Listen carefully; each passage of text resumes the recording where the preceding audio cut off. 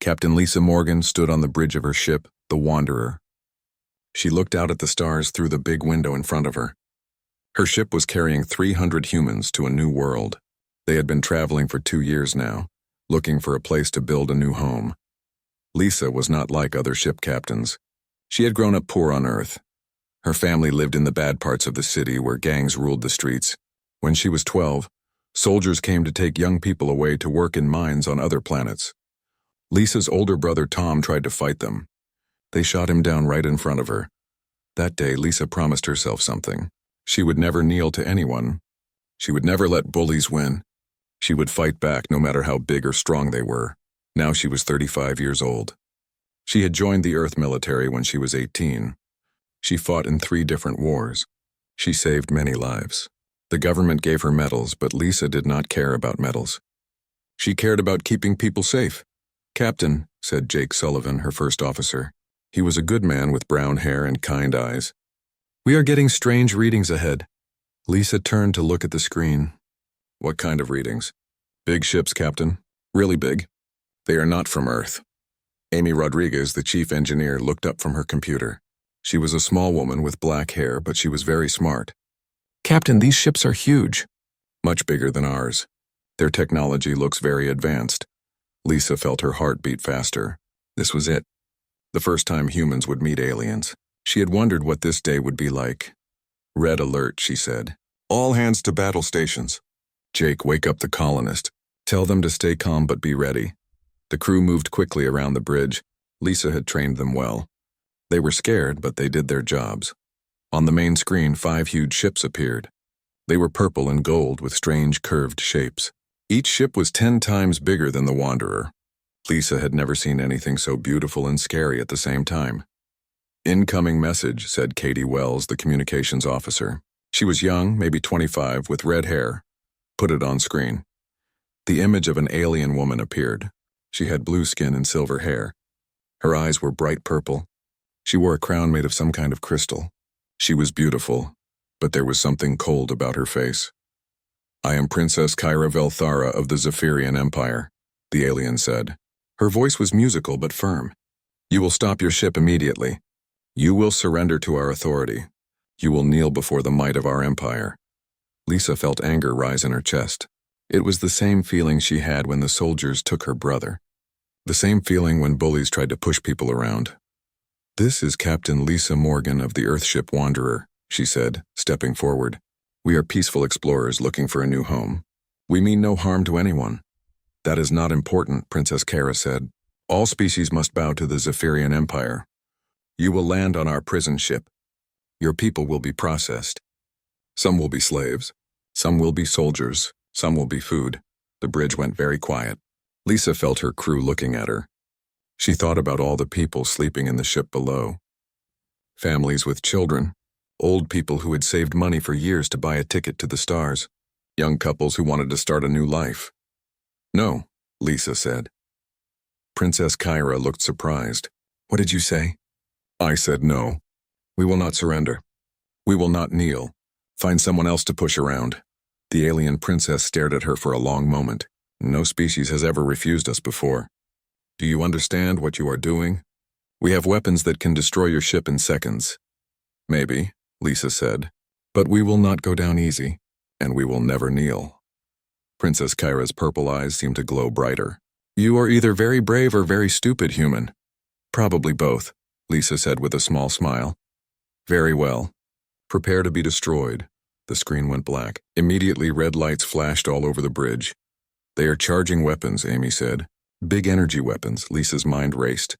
Her ship was fast, but not faster than alien weapons. She needed to think like she did in the wars. Find the enemy's weakness. Use what they did not expect. Jake, power up the engines. Full speed. "Amy, can we use the asteroid field behind us?" Amy's fingers flew over her computer. "Yes, Captain. Those rocks will block their big guns, but we will have to fly very carefully." "Nancy," Lisa said to her pilot, "take us into those rocks, fast and crazy. Make them think we are insane." Nancy Blake was the best pilot Lisa had ever seen. She had short blonde hair and steady hands. "Yes, Captain." Insane flying coming up. The Wanderer spun around and shot toward the asteroid field. The alien ships fired their weapons. Bright blue beams lit up space around them, but Nancy was already moving, turning and diving between the big rocks. "They are following us," Jake said. "Good," Lisa said. "Let them follow." "Amy, can we make our engines look like they are breaking down?" "Already on it, Captain. I am making lots of smoke and sparks." On the screen, Lisa could see the alien ships coming after them, but they were being careful. They were not used to enemies who ran into dangerous places. "Jake, send a message to Earth. Tell them what happened here. Tell them aliens are real, and some of them are not friendly." "Message sent, Captain." "Nancy, can you get us out the other side of this field?" "Working on it, Captain. These rocks are tricky, but I think so." The Wanderer twisted and turned through the floating rocks. Behind them, the alien ships tried to follow, but they were too big. They kept having to slow down and go around the bigger asteroids. "There," Nancy said. "Open space ahead." The Wanderer shot out of the asteroid field like a bullet. Behind them, the alien ships were still stuck in the rocks. "Hyperspace jump now," Lisa ordered. The stars stretched into lines as the ship jumped to faster-than-light speed. They had escaped, but Lisa knew this was just the beginning. Princess Kyra would not forget this. She would come after them, and next time she would be ready for human tricks, but Lisa was ready too. She had kept her promise. She had not knelt, and she never would. 3 days had passed since the Wanderer escaped from the alien ships. Lisa sat in her captain's chair, drinking coffee and thinking. She had not slept much. Every time she closed her eyes, she saw those purple alien ships. "Captain," Jake said, walking onto the bridge. "Bad news. Long-range sensors are picking up ships behind us. 5 of them. Same design as before," Lisa sighed. She had hoped they would have more time. "How far back?" 2 hours at their current speed," Amy said from her station. "But Captain, they are faster than us. They will catch up." "Not if we do not let them," Lisa said. She stood up and walked to the star map. "Nancy, what systems are near here?" Nancy pointed at the map. 3 systems, Captain. One has a big gas giant with lots of moons. One has an asteroid mining station. The last one has a binary star system." Lisa studied the map. In the military, they had taught her to use the environment as a weapon. The gas giant. "How big?" "Huge, Captain. And it has 17 moons, some with their own atmospheres." "Perfect. Set course for the gas giant. Maximum speed." As the Wanderer changed direction, Lisa called a meeting with her senior officers. They gathered in the small conference room next to the bridge. "They are hunting us," Lisa said. "Princess Kyra wants to make an example of us. She cannot let other species think they can say no to the Zephyrian Empire." "What do we do, Captain?" asked Danny Foster, the head of ship security. He was a big man with scars on his face from the colony wars. "We make them pay for every mile," Lisa said. "We are humans. We do not think like other species. We are crazy enough to try things that should not work." Dr. Ben Carter, the ship's scientist, spoke up. He was a thin man with glasses who studied alien life.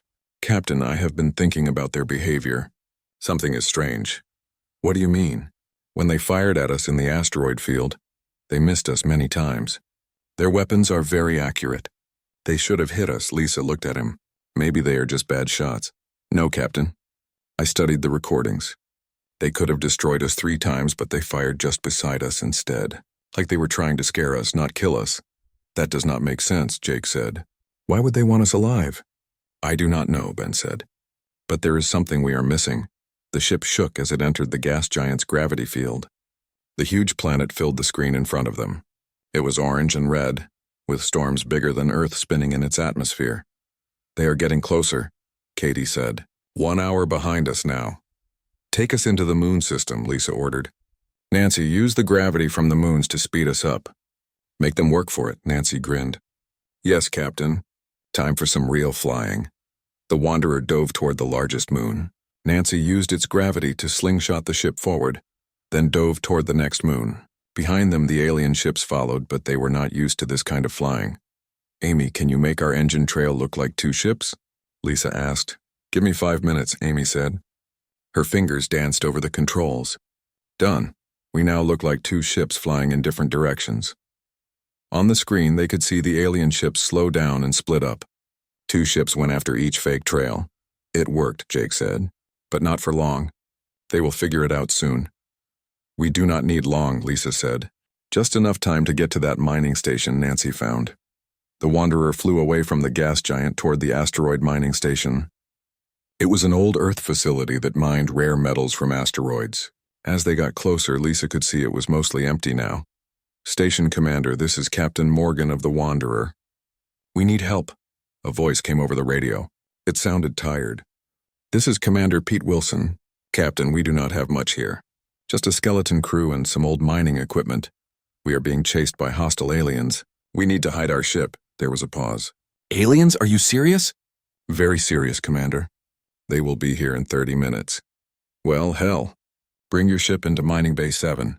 We can make it look like broken mining equipment." The Wanderer slipped into the large bay inside the mining station.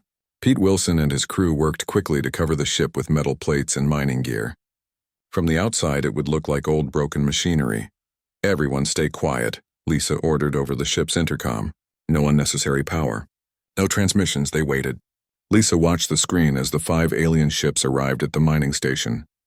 The ships were beautiful and deadly, like flying pieces of art that could kill. Princess Kyra's face appeared on the mining station's main screen. Pete Wilson answered the call. "This is Princess Kyra Velthara. We are looking for a human ship."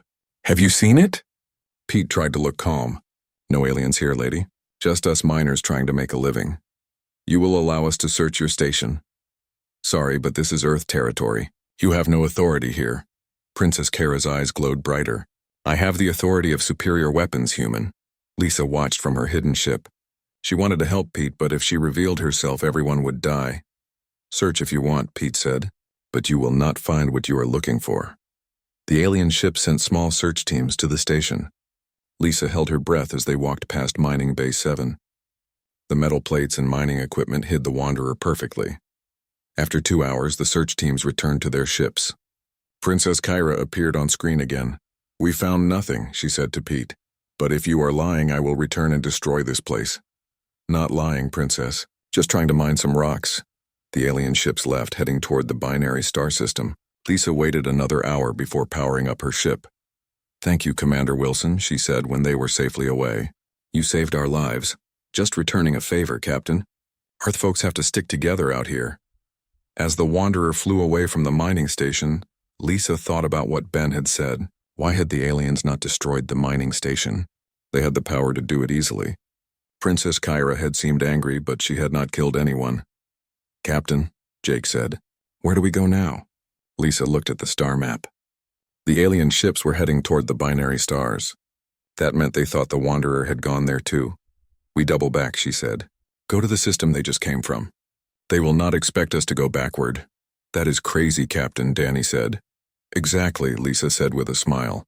"That is why it will work. Humans are crazy. That is our advantage." But as the Wanderer changed course, Lisa kept thinking about Princess Kyra's behavior. The alien was hunting them, but she was not killing innocent people. She was holding back somehow. Why would an alien princess show mercy to humans? The Wanderer had been hiding for 5 days in an old nebula. The gas cloud was thick and colorful, like a rainbow made of space dust. Lisa thought it was beautiful, but she knew it was also dangerous. "Captain," Amy said, looking worried, "our engines are having problems. The nebula gas is getting into our systems." "How bad?" Lisa asked. "Bad. We need to land somewhere and fix them, or we will be stuck here." Lisa looked at the sensors.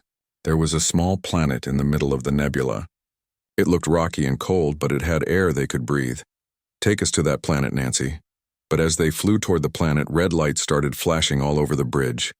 "Captain," Katie shouted, "something big is coming out of the nebula gas. It looks like a ship." On the screen, one of the purple alien ships appeared. It was the biggest one, with extra crystals on its hull. Lisa knew this had to be Princess Kyra's flagship. "They found us," Jake said. "No," Amy said, looking at her readings. "Captain, their ship is in trouble too. Their engines are smoking. I think they are stuck here just like us." Both ships limped toward the planet. Lisa watched as the alien ship struggled to stay in the air. Whatever was wrong with the Wanderer's engines was happening to the aliens too. The planet's surface was covered with old ruins. Huge stone buildings rose up from the ground like the bones of dead giants. Both ships landed about a mile apart from each other. "This is not good," Danny said. "If they attack us on the ground, we cannot run." "Maybe they cannot attack," Ben said. He was studying his readings. Captain, look at this. Those ruins are giving off energy readings. I think they are some kind of defense system. As if Ben's words had made it happen, the ruins started to glow. Beams of light shot up from the buildings, creating a dome of energy over both ships. What is happening? Lisa asked. The ruins are active, Ben said, his voice full of excitement. Captain, these buildings are thousands of years old, but they still work. Someone built a security system that traps any ships that land here. Can we break out? I do not think so. The energy is too strong. Lisa's radio crackled to life. It was Princess Kyra's voice. Human Captain, can you hear me? Lisa picked up the radio. I can hear you, Princess. It seems we are both trapped. My science officer says these defense systems are very old and very powerful. What do you want? To talk face to face. There are things you do not understand about my people. Lisa looked at her crew. They all seemed nervous. Meeting with the alien who had been hunting them did not sound safe. How do I know you will not try to kill me? Because I need your help to get out of here. And you need mine, Lisa thought about it. They were trapped anyway. Maybe she could learn something useful. 1 hour. Meet me at the big building between our ships. You can bring 2 people. I will bring 2 people. Agreed. Lisa took Jake and Ben with her. They put on their spacesuits and walked across the rocky ground toward the ruins. The buildings were huge, made of black stone covered with strange symbols. Princess Kyra was waiting for them at the entrance. Up close, she was even more beautiful than on the screen. Her blue skin seemed to glow softly, and her silver hair moved like it was underwater. She had brought 2 alien soldiers with her. Captain Morgan, she said. Thank you for coming. Princess, why are you really hunting us? Princess Kyra looked sad. Because I have to, but not for the reasons you think. They walked into the building together. The inside was lit by the same glowing symbols on the walls. The ceiling was so high Lisa could not see the top. These symbols, Ben said, taking out his scanner. They are not from your people or mine. Someone else built this place. Yes, Princess Kyra said. The builders. They lived here long ago, before my empire. Before your people even had space travel. What happened to them? Lisa asked. Princess Kyra stopped walking and turned to face her. They were destroyed by the same thing that controls my people now. What do you mean? Captain, my empire has not always been about conquest. Long ago, we were explorers like you. We helped other species. We built hospitals and schools on alien worlds. Lisa stared at her. What changed? 500 years ago, our explorers found something in deep space, an ancient artifact. When they brought it back to our homeworld, it began to change us. It made us want to conquer other species. It made us feel good when others knelt before us. You are saying something is controlling your people's minds? Yes, we call it the Dominion. It feeds on submission and fear. The more species that bow to us, the stronger it becomes. Ben was scanning the walls with his device. Captain, these symbols tell a story. The builders fought something that sounds like what the princess is describing. Did they win? Lisa asked. No, Princess Kyra said quietly. They lost. But they built these defense systems to trap ships, hoping that someday another species would come here and find their warning. Warning about what? Ben's scanner beeped loudly. Captain, there is something deeper in this building. Something big and artificial. They followed Ben through the ruins. The deeper they went, the brighter the symbols became. Finally, they reached a huge round room with a crystal platform in the center. It is a weapon, Princess Kyra said, her voice full of wonder. The builders made a weapon to fight the Dominion. Does it work? Lisa asked. Ben ran his scanner over the crystal. Maybe, but Captain, it needs something to activate it. A mental pattern that the Dominion cannot control. What kind of mental pattern? Princess Kyra looked at Lisa with her purple eyes. A species that cannot be dominated. A species that refuses to kneel. Lisa felt a chill run down her back. You think humans are immune to this Dominion thing? I know you are. Captain, when I first demanded that you surrender, something strange happened. For just a moment, the voice in my head that always tells me to conquer went quiet. Your defiance somehow blocked it. That is why you have been chasing us but not killing us, Lisa said, understanding now. Yes. I needed to find you again. I needed to see if humans could really resist the Dominion's power. Suddenly, the ground started shaking. Through the entrance to the chamber, they could see lights flashing outside. The defense system is failing, Ben said. We need to get back to our ships. As they ran back through the ruins, Princess Kyra grabbed Lisa's arm. Captain, will you help me? Will you help me free my people from this thing that controls us? Lisa looked at the alien princess. A few days ago, this woman had been her enemy. Now she was asking for help to save her entire species. If we help you, will you leave Earth alone? Will you stop conquering other species? If you can free us from the Dominion, we will become what we used to be.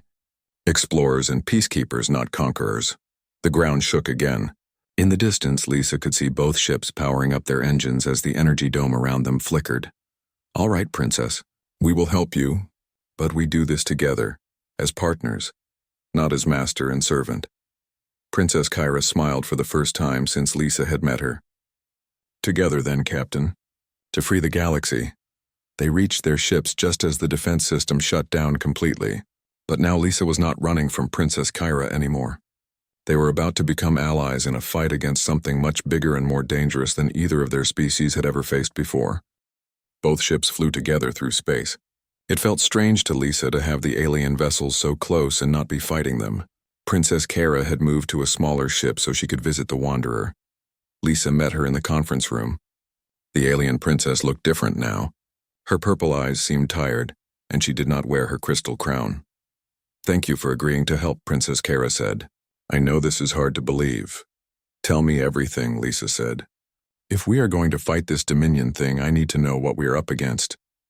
Jake, Ben, and Amy sat around the table with them. Ben had his computer open, ready to record everything. The Dominion is not a person or a species, Princess Kyra began. It is something else, something that exists in the space between thoughts. It feeds on control and submission. Like a parasite? Ben asked. Yes, but a parasite of the mind. When it first came to my world, we did not even know it was there. Slowly, our leaders started making different choices. They wanted more power. They wanted other species to bow to them. How does it spread? Lisa asked. Every time a species surrenders to us, the Dominion gets stronger. Every time someone kneels, it feeds. After 500 years, it has grown very powerful. Amy looked confused. But why does it want people to kneel? What does that do? Kneeling is not just about the body, Princess Kyra explained. It is about the spirit. When someone kneels in defeat, they give up their will to resist. That is what the Dominion eats. Ben typed notes on his computer. Princess, how many species have surrendered to your empire? Thousands. Whole civilizations across the galaxy now serve us, and with each one, the Dominion becomes harder to fight. Lisa felt sick thinking about it. How many of your people know the truth? Very few. The Dominion does not control us completely. It just makes certain thoughts feel right. Most of my people truly believe that conquest is our nature. But you figured it out. Princess Kyra nodded. My grandmother was a historian. She studied the old records from before the Dominion came. She saw how different we used to be. She passed that knowledge to my mother, and my mother passed it to me. So there are others who know? A small group. Maybe 50 people out of billions. We call ourselves the Memory Keepers. We remember what our people used to be like. Jake leaned forward. Princess, you said humans are immune to this thing. How do you know? Because when I first met Captain Morgan, something impossible happened. For just a few moments, the constant whisper in my head went silent. The voice that always tells me to conquer and control just stopped. What voice? Lisa asked. All Zephyrians hear it now. A soft whisper that tells us we are superior. That other species should serve us. That kneeling is natural and right. But when Captain Morgan refused to surrender, I could not hear it anymore. Ben looked excited. That is amazing. Princess, we need to understand why humans are different. I have been studying your species during our chase, Princess Kyra said. Humans have something unique. You have what I call stubborn minds. Stubborn minds? Amy laughed. That sounds about right. It is not a joke, Princess Kyra said seriously. Most species think in patterns. They follow logic and hierarchy. The Dominion can predict and control those patterns. But humans think differently. You do things that make no logical sense but somehow work. Lisa remembered her military training. We call it thinking outside the box. Yes, and that makes you immune to mental control. The Dominion cannot predict what you will do because you do not always do the logical thing. So how do we use this to fight it? Jake asked. Princess Kyra pulled out a crystal device and placed it on the table. It showed a hologram of the weapon they had found in the ruins. The builders created this weapon specifically to fight the Dominion, but it requires a special kind of activation. The hologram showed symbols and diagrams that looked very complex. What kind of activation? Ben asked. The weapon needs to be turned on by someone the Dominion cannot control. But there is more. The person must perform a ritual. What kind of ritual? Lisa asked, though she already suspected the answer. They must kneel, but not in surrender. They must kneel in acceptance of responsibility. The weapon will only work if someone freely chooses to take on the burden of freeing the galaxy. The room went very quiet. Lisa stared at the hologram. You want me to kneel? Not me, Captain. The weapon requires it. The builders designed it this way on purpose. Only someone who chooses to serve others rather than being forced to serve can activate it. Lisa felt angry. This is a trick. You want me to do the one thing I swore I would never do. No trick, Princess Kyra said sadly. I know what this means to you. I have seen your memories of your brother. I know why you hate the idea of kneeling. How do you know about my brother? When our minds touched during that first moment of silence, I saw some of your thoughts. I saw the soldiers taking him away. I saw your promise to never kneel. Lisa stood up and walked to the window. She looked out at the stars and thought about all the people depending on her. Not just the colonists on her ship, but billions of beings across the galaxy. What happens after I activate the weapon? She asked. If it works, the Dominion will be destroyed. My people will remember who they really are. All the enslaved species will be free. And if it does not work, then we will probably die, and the Dominion will continue to spread across the galaxy. Ben cleared his throat. Captain, there is something else you should know. I have been studying the weapon's design. It will not just free the species already controlled by the Dominion. What do you mean? It will also make humans the galaxy's protectors. The weapon will give Earth the responsibility of watching for other threats like the Dominion. Your people will become peacekeepers for the entire galaxy. Lisa closed her eyes. When she was a child, she had promised never to kneel. But that promise was about not letting bullies win. This was different. This was about choosing to serve others. How long do we have to decide? She asked. Princess Kyra checked her device. Not long. My Empire's main fleet is coming. In 3 days, they will arrive at the weapon's location. If we do not act before then, the Dominion will destroy the weapon and kill all of us. Lisa looked at her crew. Jake nodded at her. Amy gave her a thumbs up. Ben smiled encouragingly.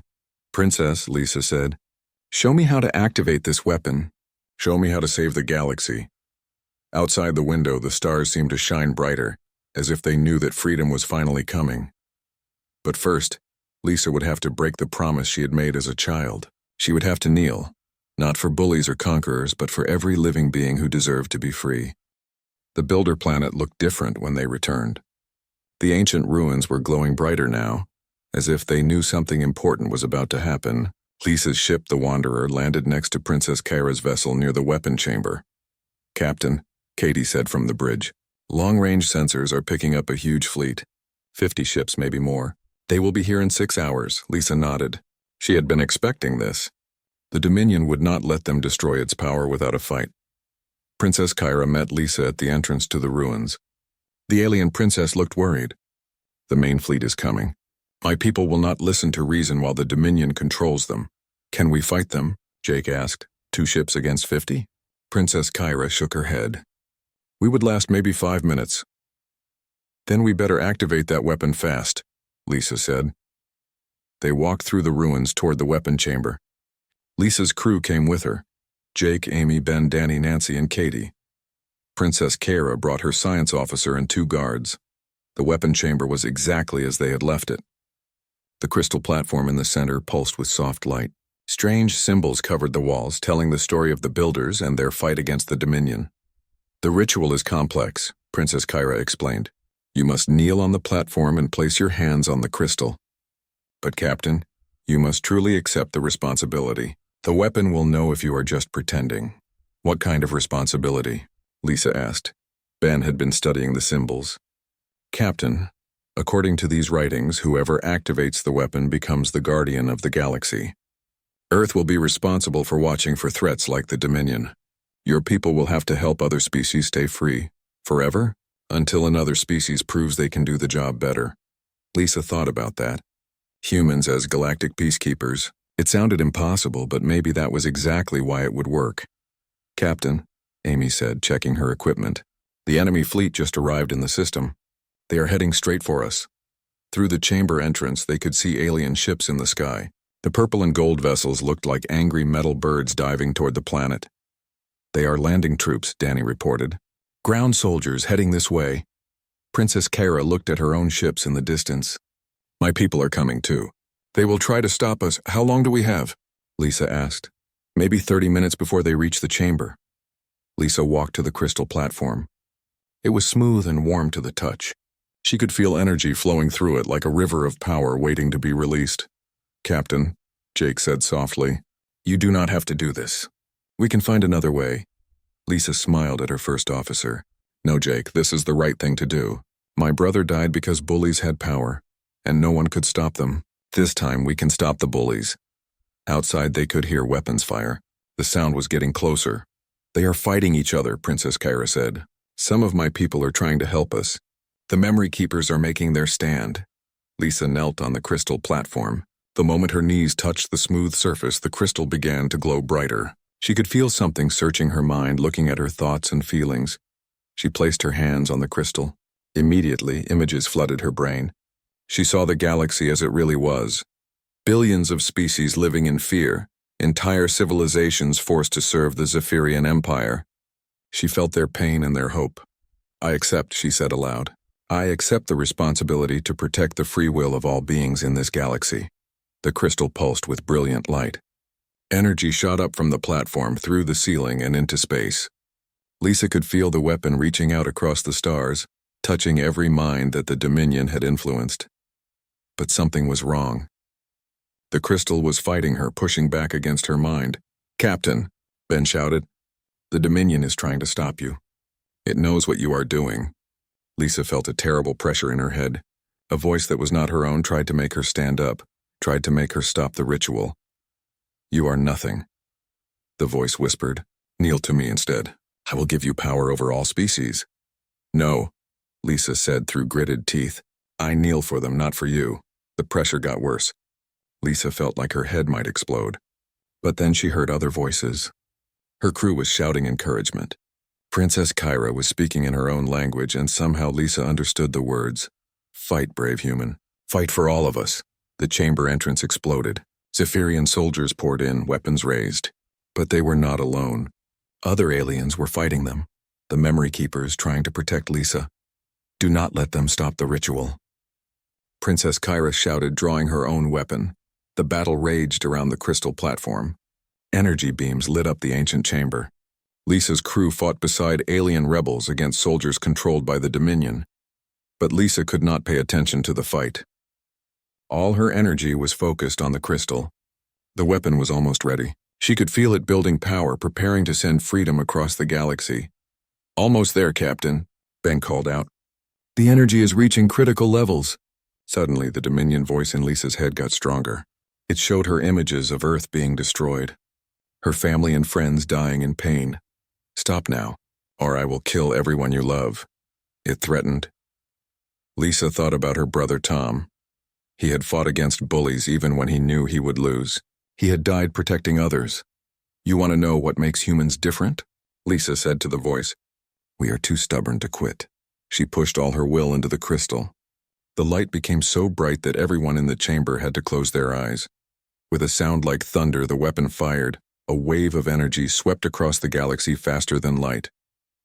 On every world controlled by the Zephyrian Empire, beings suddenly remembered what freedom felt like. The whisper of the Dominion went silent forever. In the chamber, the fighting stopped. The Zephyrian soldiers looked around in confusion, as if waking up from a long dream. Princess Kara dropped her weapon and fell to her knees, crying. "I remember," she whispered. "I remember who we used to be." Lisa stood up from the crystal platform. She felt different now, like she was connected to every free being in the galaxy. It was a big responsibility, but it felt right. "Princess," she said, helping Kara to her feet, "your people are free now. What will you do?" Princess Kara wiped away her tears and smiled. "We will do what we should have done 500 years ago. We will explore the stars and help other species grow. We will be the peaceful people we were meant to be." Jake walked over to Lisa. "Captain, what happens now?" Lisa looked around the chamber at humans and aliens standing together. "Now we go home, Jake. We tell Earth what happened here. And we get ready for our new job as galactic peacekeepers." Outside the ruins, the sun was setting on the builder planet. The ancient defense systems had shut down completely, their purpose finally fulfilled. Lisa had kept her childhood promise in the end. She had never knelt to bullies or conquerors, but she had chosen to kneel for something greater, the freedom of every thinking being in the galaxy, and that made all the difference.